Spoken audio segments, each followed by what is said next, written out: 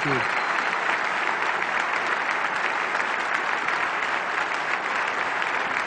Thank you very much.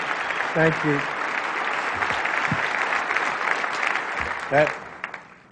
That's the lowest I've ever seen Dick Vitale since the owner of the Detroit Pistons called him in and told him he should go into broadcasting. Right? I can't tell you what an honor it is to even be mentioned in the same breath with an Arthur Ashe. This is something I certainly will treasure forever.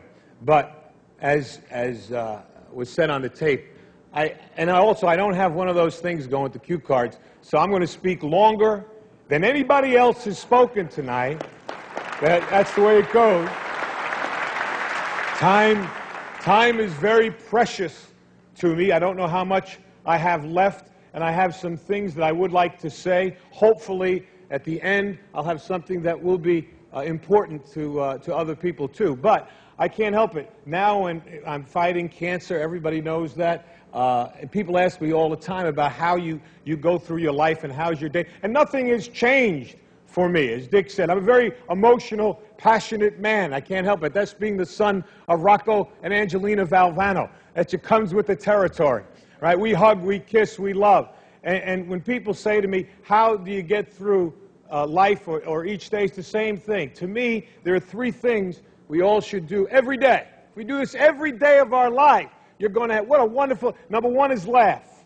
You should laugh every day.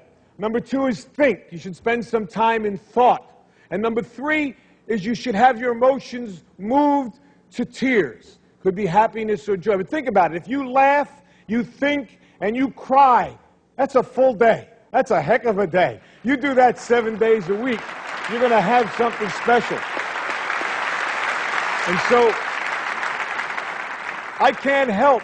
I rode on the plane up today with Mike Krzyzewski, my good friend and a wonderful coach, but people don't realize he's a 10 times better person than he is a coach, and we know he's a great coach. He's meant a lot to me in these last 5 or 6 months of my battle. But when I look at Mike, I think we competed against each other as players. I coached against him for 15 years, and I always have to think about what's important in life is to think, to me, of three things: where you started, where you are, and where you're going to be. Those are the three things that I try and do every day. And, you know, when I think about getting up and giving a speech, I can't help it. I have to remember the first speech I ever gave. I was coaching at Rutgers University. That was my first job. That's wonderful. And I was the freshman coach. That's when freshmen played on freshman teams. And I was so fired up about my first job. I see Coach Holtz here. What was it like the first job you had, right? The very first time you stood in the locker room to give a pep talk. That's a special place, the locker room, for a coach to give a talk. So my idol as a coach was Vince Lombardi. And I read this book called Commitment to Excellence by Vince Lombardi. And in the book, Lombardi talked about the first time he spoke before his Green Bay Packer team in the locker room. They were perennial losers. And I'm reading this, and Lombardi said he was thinking, should it be a long talk, a short talk? But he wanted to be emotional. He said, be brief. And this is what he did. Normally you get in the locker room, 25 minutes, a half hour before the team takes the field. You do your little X and O's, and then you give the great Newt Rockety talk. We all do. Speech number 84. You pull them right out. You get ready. Get your squad ready. Well, this is the first one I ever gave. And I read this thing, Lombardi, what he said was he didn't go in. He waited. His team was wondering, where is he? Where is this great coach? He's not there. 10 minutes. He's still not there. 3 minutes before they have to take the field, Lombardi comes in, bangs the door open, and I think you all remember what great presence he had. Right? Great presence. And he walked in, and he just walked back and forth like this, just staring at the players. And he said, all eyes on me. I'm reading this in this book, and I'm getting a picture of this Lombardi before his first game. And he said, gentlemen, we will be successful this year. You can focus on three things and three things only: your family, your religion, and the Green Bay Packers. And he like that. And the rest of it, they knocked the walls down. The rest was history. I said, that's beautiful. I'm going to do that. Your family, your religion, and Rutgers basketball. That's it. I had it. Listen, I'm 21 years old. The kids I'm coaching are 19. All right? And I'm going to be the greatest coach in the world, the next Lombardi. And I'm ready. And I'm practicing out right beside the locker room. The manager's telling me, you got to go in. Not yet. Family, religion, Rutgers basketball.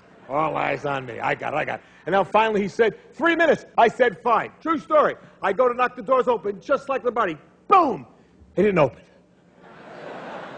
I almost broke my arm. I was like, it was one that didn't open. Now I'm down. The players are looking. Coach, help the coach up. Help him up. And now I did like Lombardi. I walked back and forth, right? And I was going like that with my arm, get the feeling back in it.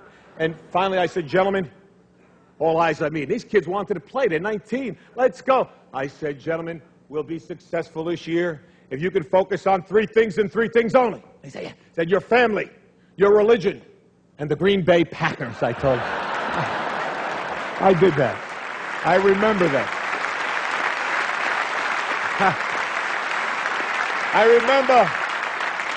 I remember where I came from. It's so important to know where you are. And I know where I am right now.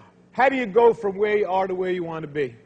And I think you have to have an enthusiasm for life.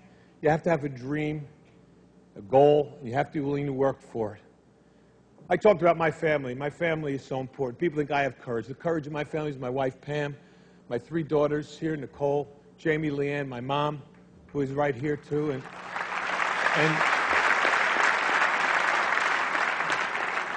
that screen is flashing up there 30 seconds like I care about that screen right now, huh? I got tumors all over my body. I'm worried about some guy in the back going 30 seconds, huh? You got a lot. Hey, phenomenal, buddy. You got a lot.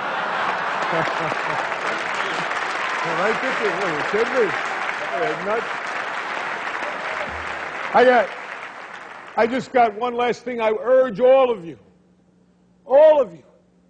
to enjoy your life, the precious moments you have, to spend each day with some laughter and some thought, to get your emotions going, to be enthusiastic every day. And Ralph Waldo Emerson said, nothing great can be accomplished without enthusiasm, to keep your dreams alive in spite of problems, whatever you have, to be able to work hard for your dreams to come true, become a reality. Now I look at where I am now, and I know what I want to do. What I would like to be able to do is to spend whatever time I have left and to give and maybe some hope to others. Right? Arthur Ashe Foundation is a wonderful thing. And AIDS, the amount of money pouring in for AIDS is not enough, but it is significant. But if I told you it's 10 times the amount that goes in for cancer research, I'll also tell you that 500,000 people will die this year of cancer. And I'll also tell you that 1 in every 4 will be afflicted with this disease. And yet, for somehow, we seem to have put it in a little bit of the background. I want to bring it back on the front table. We need your help. I need your help. We need money for research. It may not save my life. It may save my children's lives. It may save someone you love.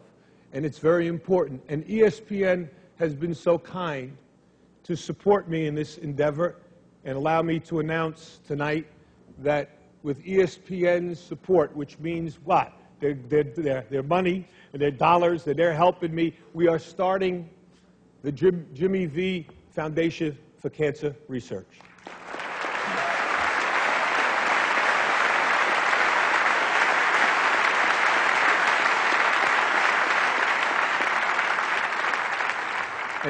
And its motto is, don't give up, don't ever give up.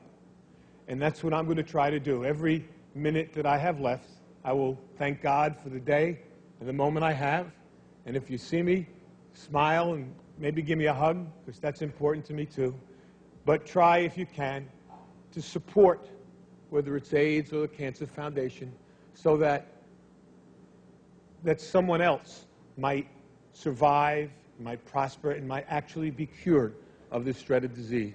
I can't thank ESPN enough for allowing this to happen, and I'm going to work as hard as I can, for cancer research, and hopefully maybe we'll have some cures and some breakthroughs. And I'd like to think I'm going to fight my brains out to be back here again next year for the Arthur Ashe recipient. I want to give it next year.